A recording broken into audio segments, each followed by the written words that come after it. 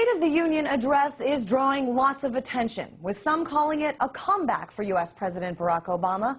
From the economy to the Supreme Court justice, he plowed right through all those issues that we've been talking about. Here to weigh in on Obama's speech is Gerald Celente from the Trends Research Institute. Hey there, Mr. Celente. Let's talk first about some of those things the president said last night about the economy. He admitted that he hated, and he used that word, hated, bailing out the banks, but it had to be done. What's your reaction to this? Well, why did they have to bail out the big guys? You know, what they do is on one side of his mouth he says how much he hates it, and on the other side the banks are laughing all the way to the bank. And what did they do today? They just reappointed the biggest banker in the world, Ben Bernanke, who made it all possible. So it's just to appease the people, to make it seem like, oh, they're really getting tough on these guys. While, as I said, they're laughing all the way to the bank. But, Mr. Celente, what the president said, and it's hard to dispute this, is that if he hadn't have bailed out the big guys, more businesses would have been lost. Fewer loans would be given than they have been. What's your response to this? Well, few loans are being given already. The loans aren't going out there. And let's, again, look who they bailed out, AIG. Nobody knew what an AIG was in September of 2008. Bear Stearns, you know, just a brokerage firm, the Merrill Lynch mob. You know, come on, it's one after another. They just keep saying this over and over again until people believe it. You know, it's the old Hitler story. You tell the lie over and over again until the lie becomes the truth. There is absolutely no evidence that if any of these financial firms failed, the world would have collapsed. What would have happened is that capitalism would have worked the way it was supposed to, and that meant that the healthy banks, the smaller banks, the commercial banks, the banks that didn't gamble would have picked up the slack. All right, well, let's stay on this topic of money. And you were mentioning before Ben Bernanke, the Fed chair. Right now, the Senate hearing, the decision on whether or not to reconfirm him for a second term, it's going on right now. Why do you say that this is a bad idea?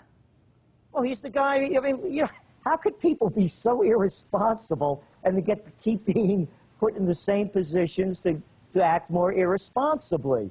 I mean, this all happened under Bernanke. Look, go back to Bernanke, 2007, November. He's telling Congress there is no recession in sight. In December, they officially say we're in a recession. He's been off on everything. He's no genius. All they keep saying is, well, you know, he's a great mind of the Great Depression. He knows all about it. You know, that's like me saying I know how to fix Model T Fords. You just can't keep printing money. This isn't genius at work. All it is pumping money into the system to keep the big banks afloat. Well, what's the solution then? I mean, a lot of people are concerned, even people who don't necessarily love having Ben Bernanke there. A lot of people are concerned if we don't keep him, that's going to be a disaster, whoever we bring in. What disaster? Somebody else will fill his spot. This guy dies tomorrow. The world's not going to change. So what is he? He's just a Fed chairman. He's only a front for the Federal Reserve System. What has to happen is that the system has to clean itself. It has to cleanse itself. We can't keep propping up failure. And that's what they do. Whether it's financial failure they prop up to keep it going, or a Bernanke failure to prop them up to keep it going. The only people that become emboldened by their failures and keep getting promoted higher and higher are politicians and these kind of people, these bureaucrats like Bernanke. All right. In real life, you can't get away with this stuff. Let's switch gears for a moment to jobs. President Obama not only announced a plan to bring more of them, but compared this country to other countries to highlight what they're doing right and we're doing wrong. Take a listen. You see, Washington has been telling us to wait for decades, even as the problems have grown worse. Meanwhile, China's not waiting to revamp its economy.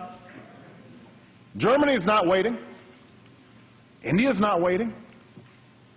These nations they're not standing still. These nations aren't playing for second place. They're putting more emphasis on math and science.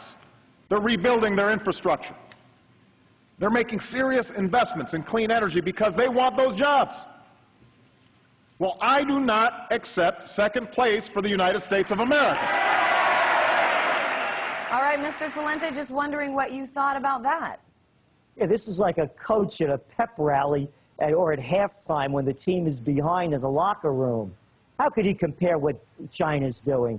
China has $2.5 trillion in reserves. Yeah, they could afford to boost their economy. They're the #1 exporter in the world. Germany? Oh, yeah, try #2 exporter. Where's the United States? Oh, only $12 trillion in debt.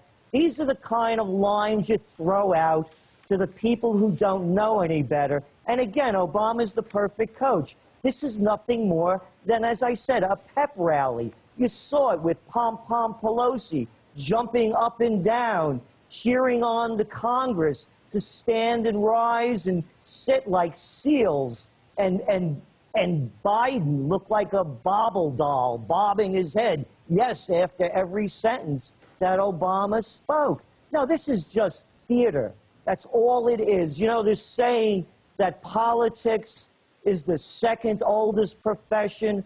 All you had to do was watch last night's political theater. And by the way, it's not only Obama. They did it under Bush. They do it under Clinton. This is just to get the crowd riled up to make it seem like they're doing something. All right.